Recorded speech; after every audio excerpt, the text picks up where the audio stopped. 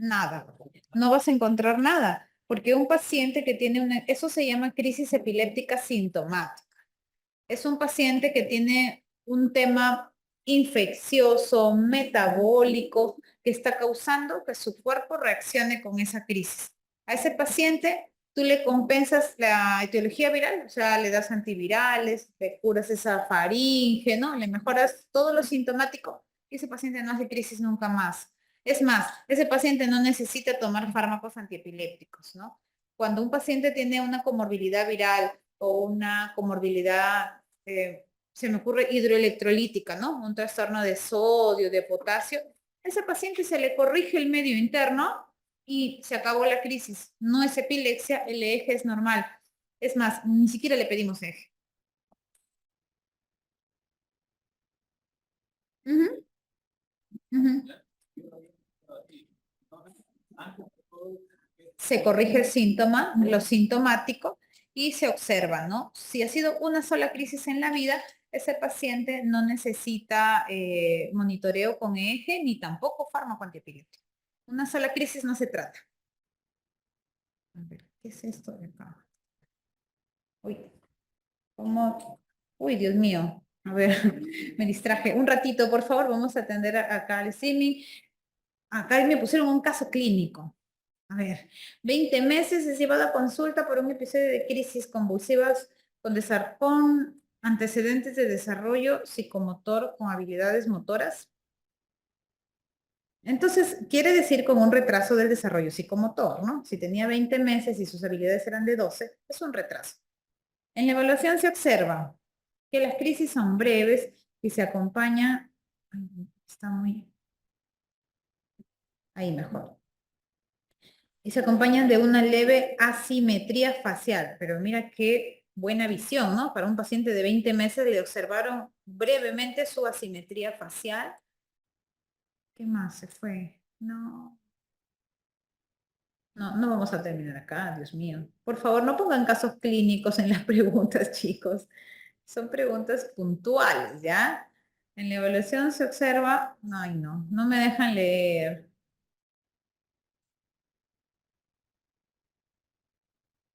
A ver. Se observa que las crisis son breves y se acompañan de una leve asimetría facial.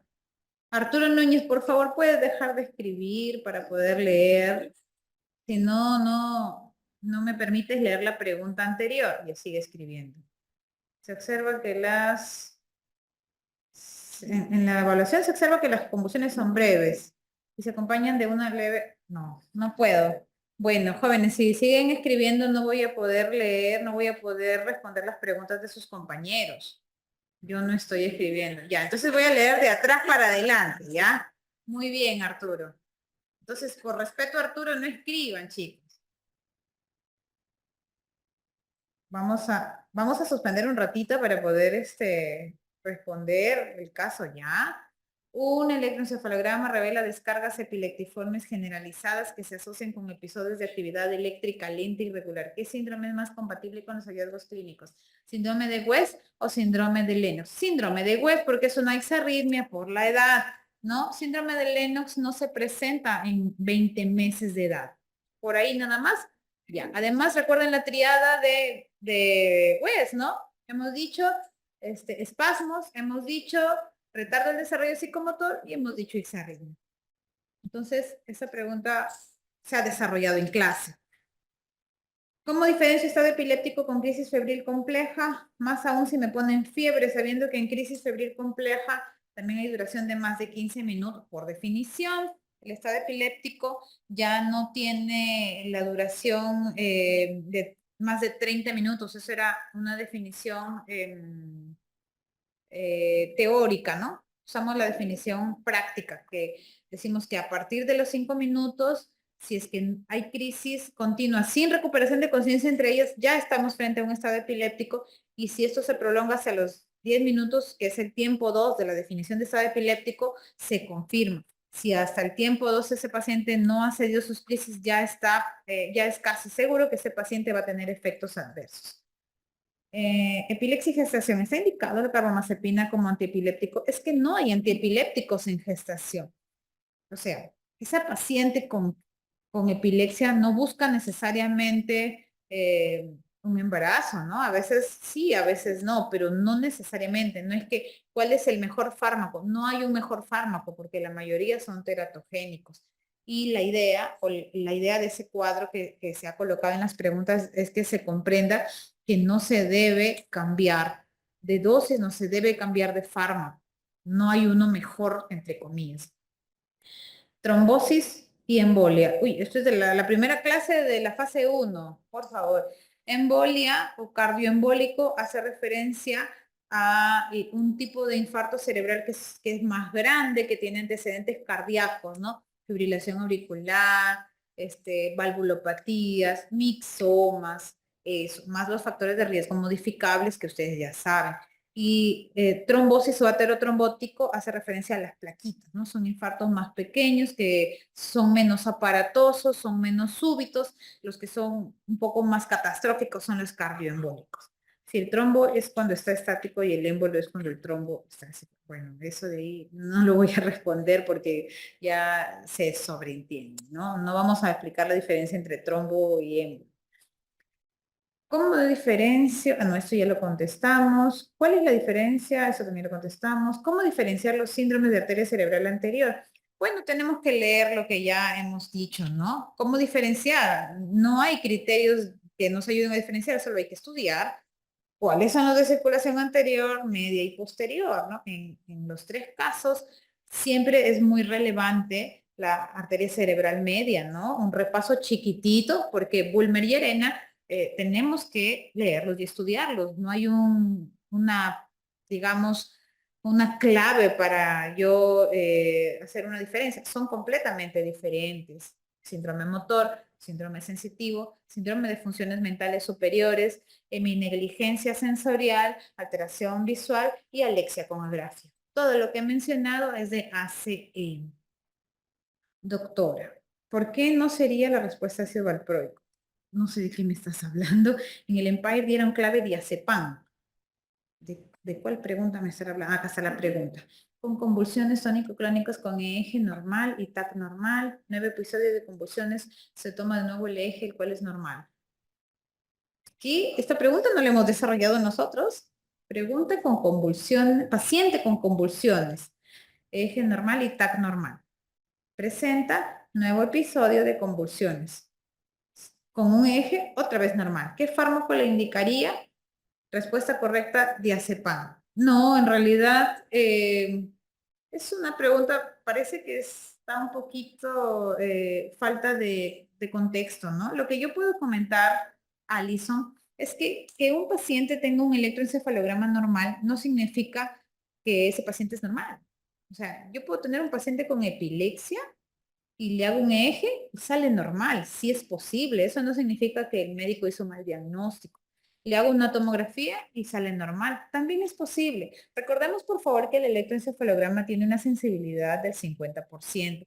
Quiere decir que si le hago el electro una vez y sale normal, tengo que hacerle otra vez y otra vez y otra vez y otra vez, al menos 5 a 10 veces, para poder encontrar tal vez una descarga. Puede ser que ese paciente tenga una buena adherencia a su medicamento y por eso no tiene crisis epilépticas, está compensado. Puede ser que tenga una epilepsia genética y eso no se ve en la tomografía cerebral, ¿no? Si me dicen así a secas que las convulsiones son generalizadas, podría indicar ácido valproico. Ahora, el diazepam es un medicamento que tiene elección en estado epiléptico, como cualquier benzodiazepina. Pero si es un paciente que hace consulta por crisis epilépticas que se resuelven con exámenes normales, es poco probable que yo le dé diazepam, ¿no? Cuando vamos a elegir una benzodiazepina, casi siempre en el enunciado del caso clínico nos van a hablar de tiempos, porque la pregunta va a estar enfocada hacia la duración de esa crisis, hacia un estado epiléptico. Esa es la primera indicación. El diazepam o una benzodiazepina en general no es indicación de una crisis focal o una crisis generalizada, ¿no? La pregunta me parece que le falta un poquito de información ahí. ¿Por qué la pregunta del preescolar mujer no podía ser Lennox-Gastaut en lugar de crisis de ausencia? No sé si estaba en las alternativas. Si estaba en las alternativas, 3 años Podría ser, pero punta onda lenta realmente es, o sea, es como que lo que yo les decía, ¿no? En la pregunta de vascular, que alguien me dijo el diagnóstico es ACV hemorrágico, y yo dije la respuesta es hipertensión, ¿no? Si tenemos dos cosas que son verdaderas, tenemos que irnos por lo más específico, en este caso por lo más frecuente. Yo creo que ese es un sustento para poder marcar ausencia. No estamos diciendo que definitivamente no podría ser, sí podría ser, pero ¿qué tan frecuentes son Lennox? No tan frecuente, ¿no? Tanto en el ACV isquémico, trombótico y embólico debe ser menor. Sí, en ambos casos, ¿no? La única diferencia es cuando es un stroke hemorrágico. ¿Qué es nivel sensitivo? ¿Qué enfermedades tienen nivel sensitivo? Ya, chicos, nivel sensitivo es un hallazgo en el examen clínico. El paciente está acostado en la camilla y vamos a evaluar con nuestro estimulador sensitivo, que puede ser un alfiler, que puede ser la escobita del martillo de reflejos. Vamos a evaluar dermatoma por dermatoma. Y cuando encontremos algo anormal, en nuestro mapa sensitivo, decimos que ese paciente tiene nivel sensitivo. ¿En qué enfermedades? Mielitis transversa, la cabeza. En la clase de epilepsia dice que en neuroimagen, resonancia TAC, pero casi todos hemos marcado TAC. Por supuesto, es que la imagen de elección en un paciente que va a consultorio, no a emergencia, para estudiar la epilepsia es la resonancia, pero los casos clínicos decían que iban a emergencia, ¿no? Iban a tópico, con un tiempo de enfermedad de 20 minutos, cosas así. Entonces, por la inmediatez, hemos marcado TAC, pero hemos dicho que no es el examen de elección. De hecho, el examen de elección en la otra pregunta o preferencial era electro, ni siquiera era resonancia. ¿Función lumbar es la primera indicación o es solo una opción? Correcto, es solo una opción. La primera indicación sigue siendo TEN.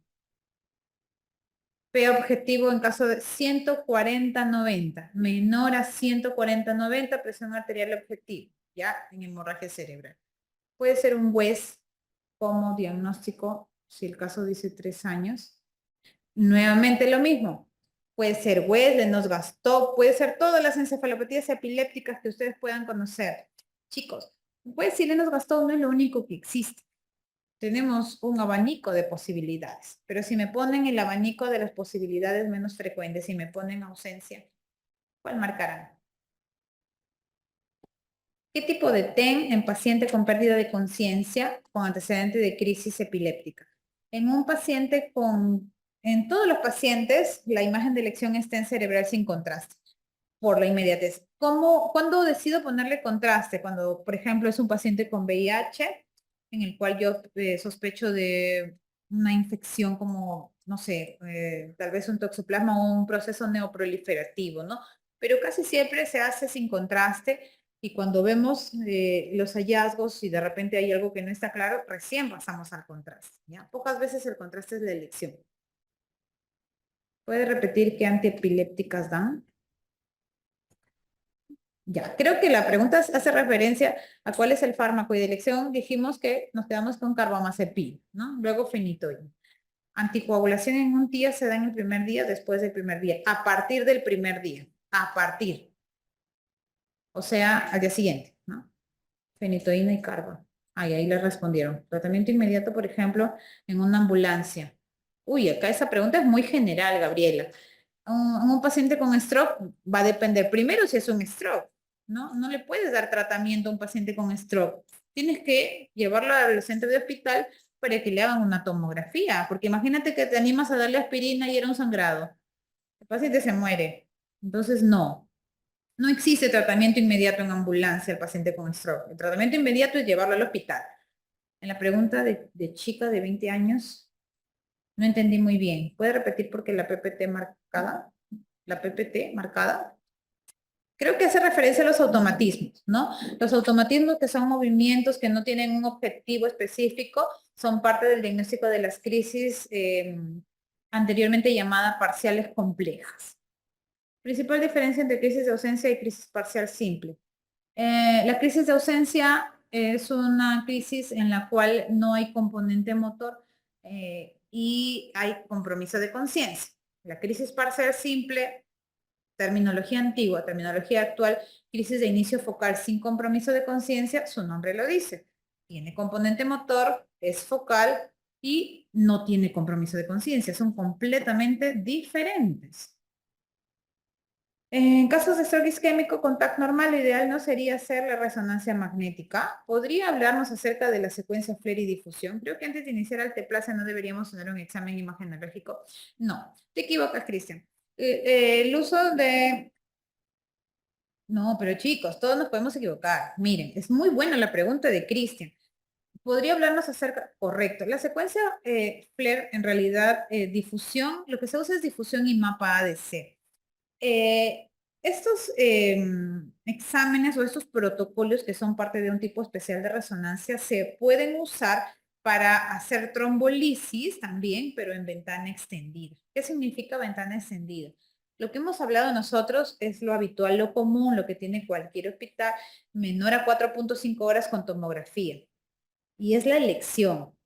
Antes de iniciar alteplasia, ¿no deberíamos tener un examen imagenológico? Por supuesto, la tomografía es el examen imagenológico confirmatorio. Si ese paciente tiene menos de 4.5 horas, así tengas resonancia, difusión, FLAIR, mapa, a ese paciente le vas a hacer tomografía, porque te vas a demorar en hacer tu resonancia con difusión y mapa entre 40 a 60 minutos. Y lo que vas a demorarte en hacer tomografía son 15 minutos. O sea, los exámenes que sugiere Cristian son muy buenos, pero no se usan para la ventana clásica, que es lo que hemos tocado nosotros. Se usan en ventana extendida, o sea, mayor a 4.5 horas, incluso hasta 6 horas, ¿no? 9 horas. ¿Qué cosa vamos a ver? En difusión vamos a ver que el infarto se ve blanco, hiperintenso, o sea, brilla en difusión, y en mapa ADC se ve lo contrario.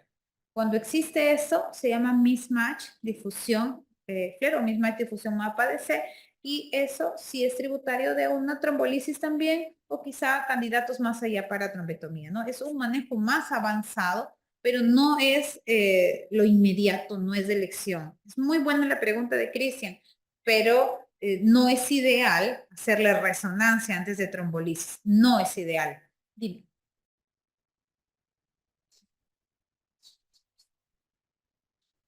4.5 horas, hasta 4.5 horas. No, la ventana tradicional, hasta 4, o sea, en 3 horas inicia, pero es hasta 4.5.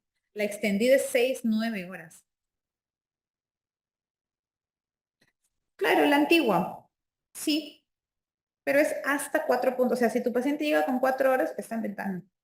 Si tu paciente llega en 6 horas, ya está en ventana extendida. Si tu hospital solo tiene tomografía, ¿qué vas a hacer? Si lo quieres trombolizar, imagínate que sea un cirujano. Depende mucho de su mano, de su fuerza. ¿Qué vamos a hacer? Lo vamos a enviar a un hospital donde haya resonancia. Si en tu hospital hay resonancia, procede su resonancia, pero siempre, siempre primero es la tomografía. O sea, lo que dice Cristian, repito, está muy bien, pero no vamos a hacerle idealmente la resonancia como primer examen. Eso no sucede, no es adecuado. Uy, me perdí. ¿Podría repetir un resumen? No, ya no. ¿Cómo voy a repetir un resumen de los territorios de arteria cerebral?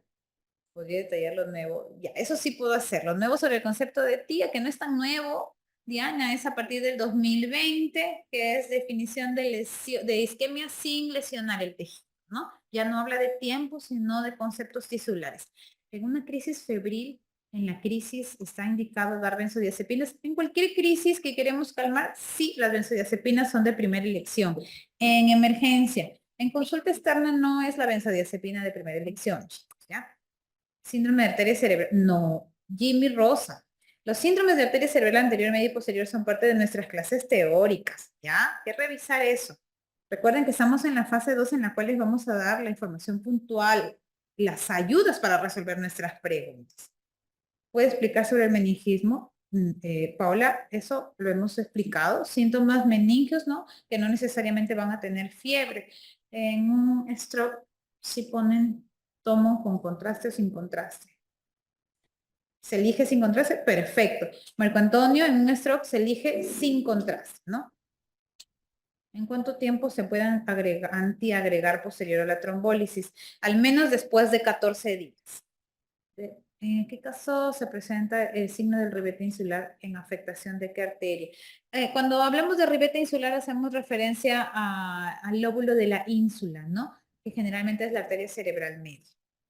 En la pregunta que mencionó, varón de 32 años, traído a la emergencia, porque desde hace 40 minutos se encuentra inconsciente, desviación de la mirada, ¿se encuentran en el estado posictal? No, pues, no, definitivamente sí se encuentran en posictal. En el posictal el paciente continúa con desviación de la mirada y la cialorrea también. ¿No sería estado convulsivo? No sería estado convulsivo porque no evidencias, ¿no? En ese momento. Niño, fiebre, convulsión, más coma. Estado convulsivo o convulsión febril compleja. Niño, fiebre, convulsión de 30 minutos. ¿Convulsión de 30 minutos que yo le estoy viendo o hace 30 minutos convulsionó? Esa pregunta, Eric, depende, ¿no? Si tiene una crisis de duración de 30 minutos, sería estado convulsivo. Pero si ya hizo la crisis hace 30 minutos, podría ser convulsión febril.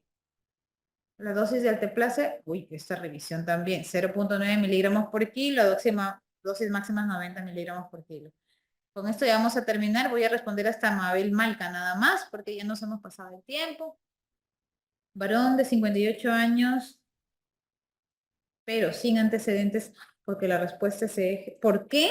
Signo, ¿no? ¿Por qué la respuesta es eje y no un examen de imagen pensando en alguna tumoración o HCA? ¿Cuál es la pregunta? No me acuerdo. Ah, ya.